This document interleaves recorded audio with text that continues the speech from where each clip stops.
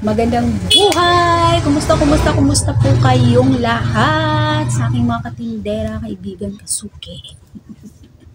Huwag lang kautang. Ay, joke. Kumusta po kayong lahat? Magandang buhay, mga kaibigan. Magandang buhay, mga Mars. So, today po is, ngayong umaga ay maganda-ganda ang ating morning. Anong klase yun? Magandang-ganda ang mukha ng ating tindahan dahil kahit papano ay maga tayong nakaligpit. Yan. Kahit papano ay merong laman-laman yung ating tindahan ngayon. Yan, sinipag si Kuya Biboy maglagay kahapon. So, yan.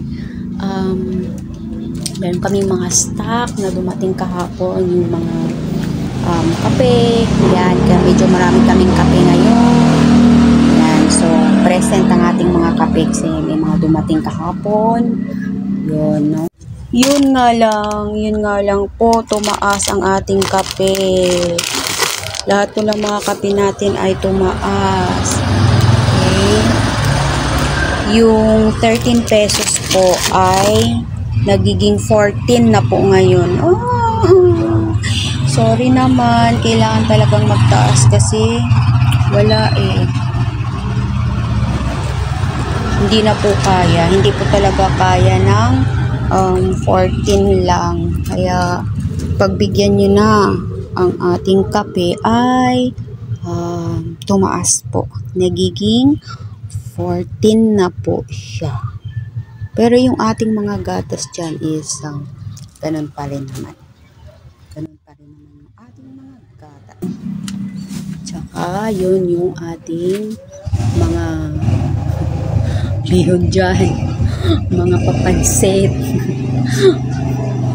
Yung ating mga papansit dyan, no? So, sino may birthday, sino may mga birthday dyan, no? So, magpapansit naman kayo, o diba?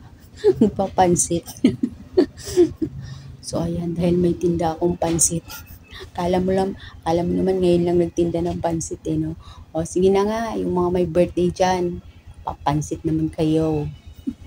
Happy birthday sa aking magandang pamangkin. Kay Nini Muni. Oh, sa aking magandang pamangkin. Happy birthday. Sana mapanood mo to. Mahal na mahal ka ni tita. Mag-aral kang mabuti.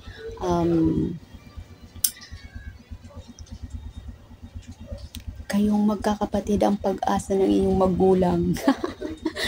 So, mag-aral kayong mabuti, okay? At lagi kayong mag-iingat. Pag pumapasok. Okay po ba yun? Mahal naman. Lagi kayong mag-iingat. At lagi kayong mag-iingat. Kayong magkakapatid, lagi kayong mag-iingat at magmahalan kayo. Tres Maria. So, diba? Meron mga diba, Tres Maria sila. 3 magkakapatid na puro babae. Yun.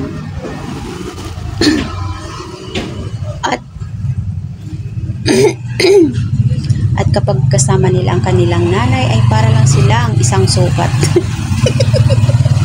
Ang liliit nilang 4. Nagsalita ang maliit din. Ano ba yan, Charles? Ano ba yan? Charing-charing pala tong ating vlog. Anyway, wala lang. Gusto ko lang tumawa kayo, ha? Huwag masyadong seryoso sa buhay. Kasi ang buhay ay kailangan nating i-enjoy dahil hindi natin alam, no, kung ano yung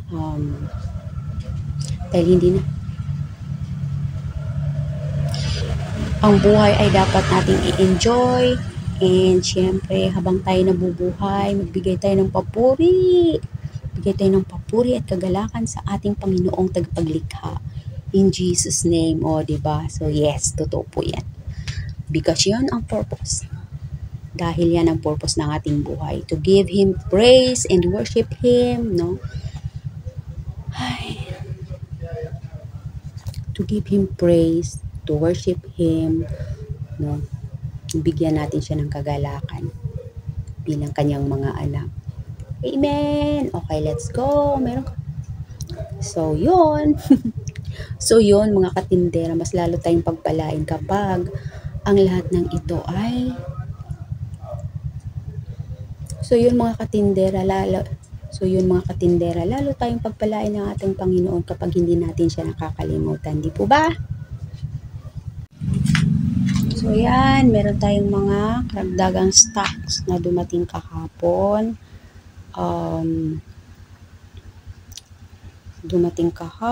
Ayan. At ito ay 1, 2. At meron kaming isang katutak at marami na naman kaming Max Glow. Ayan. Okay. 1, 2, 3, 4, 5, 6, 7, 8, 9, 10, 11, 12, 13. 13 na box pala ito. 13 boxes ng Max Glow. So, hindi ko alam kung anong size tong kinuha ng asawa ko kahapon. Kasi lagi kaming nauubusan ng Max Glow.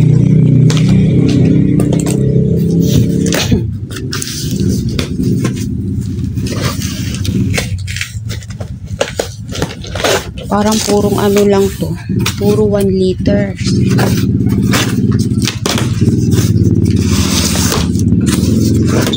Ayan. So, ayan. So, ayan, isang size lang. Yung Max Glow kasi na 1 liter, ito yung pinakamabili talaga sa amin. Kasi yung mga tindahan, ito rin yung madalas nilang binibili. Ito yung madalas nilang binibili at saka yung maliit. So, sa Max Glow naman ay nasanay sila na 1 liters yung aming laging paninda. No? Laging meron kaming 1 liter. Ito yung mas mabilis sa amin. Yung isang box, binibigay namin ng 365. Okay, 12 pieces yun. And then, pagka per piece naman ang bibilhin nila, 32. So, yun. Mas mura daw kami kasi sa iba, parang 38 yan. 35, 38 yan. No, sa iba nila nakukuha. Kaya dito sila kumuha sa amin ng pangtinda rin po nila. Late lang kasi kami magtubo talaga. Maliit lang po talaga kami magtubo. Kaya hindi kami yumayaman.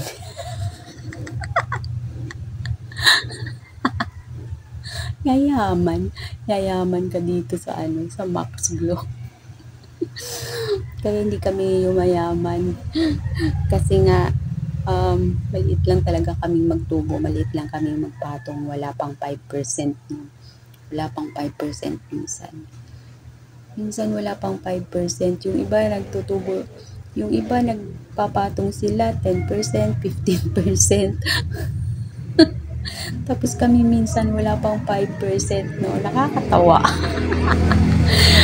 Tinatawanan yung sarili. Ayun. So, kaya yan. Parang nagpapagod lang ba kami? So, hindi naman. So, nauunawaan naman kasi natin na minsan, no, babudget din yung mga namimili sa atin. Kaya, pwede na yung maliit lang, natutubuin natin. Huwag naman masyado dahil lahat tayo ay nagbabudget. Lahat tayo nahihirapan. So, lahat naman tayo nagbabudget, no? Kaya, okay lang ng pakunti-kunti yung tutubuin natin. Diba? So, ako naman po kasi naniniwala ako na talaga kung gusto tayong pagpalain ng Panginoon, kung gusto niyang yumaman tayo, no? Kung tayo po ay karapat-dapat na pagpalain, ay alam ko naman na once na nakikita niya na nagsisipag tayo, nagsusumikap tayo, di ba? Nandiyan at nandiyan yung pagpapala ng Panginoon. Di natin kailangan magtubo ng 20% para yumaman. Hindi natin kailangan tumubo ng 20% kung gusto nating yumaman. O, di ba? Ang sabi nga nila, hingiin mo yan sa Panginoon, no?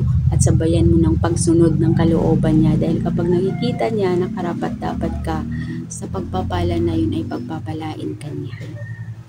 Okay? Huwag lang yung natutulog tayo maghapon, nagtatambay tayo maghapon, nagmamarites tayo maghapon, na wala tayong ginagawang paraan para po umunlad-unlad yung buhay natin. Siyempre, natural, hindi talaga tayo pagpapalain nun. Maliban lang kung makapag-asawa ka ng mayaman dyan, kung ikaw ay ubod ng ganda at ubod ng sexy. At magaling mang budol. Yan, kikita ka dyan, no? Yan, yayaman ka dyan, di ba? At kung ikaw ay manalo sa loto, di ba? O kung yun yung destiny mo, yung manalo sa loto, no? Yun, yayaman ka, no? Pero kung kung kagaya natin na talaga namang kumakayod araw-araw, di ba? Para mairaos yung ating pamumuhay, no? Nakikita po ng Panginoon ang lahat ng paghihirap natin, lahat ng pagpapagal natin, no? Nakikita niya kung ano po yung nakikita po niya kung ano yung deserve natin, no? As long as nasa tamang landas po tayo, nasa tamang gawa, no? Hindi tayo masyado, no? Hindi tayo gumagawa ng mga bagay na hindi ka kalugod-lugod sa ating Panginoon. O, diba? So, yun. Laban lang tayo, di ba? Laban lang tayo. May awa din ng Diyos. Yun, so laban lang tayo. Ganito lang talaga ang buhay dahil hindi tayo pinanganak na sabi nila may ginto sa bibig. So, kailangan nating magtrabaho. Kailangan nating maghanap buhay, di ba? So, yan. So, yan sa mga kapwa ko katindera, no? Sa mga kapwa kong may sari-sari store, no? Tiyaga lang po tayo at samahan natin ng tiwala na hindi tayo pababayaan ng Panginoon, di ba? Ang importante meron tayong ang importante ay naipag-provide tayo ng ating mga pangangailangan sa araw-araw. Diba? Yun lang naman ang importante. So yun, maraming salamat po sa mga katindera ko kasuki. So maraming salamat po sa mga katindera ko dyan. Happy selling po sa inyong lahat. Sana marami kayong benta araw-araw. Maraming salamat po. God bless everyone. Bye-bye.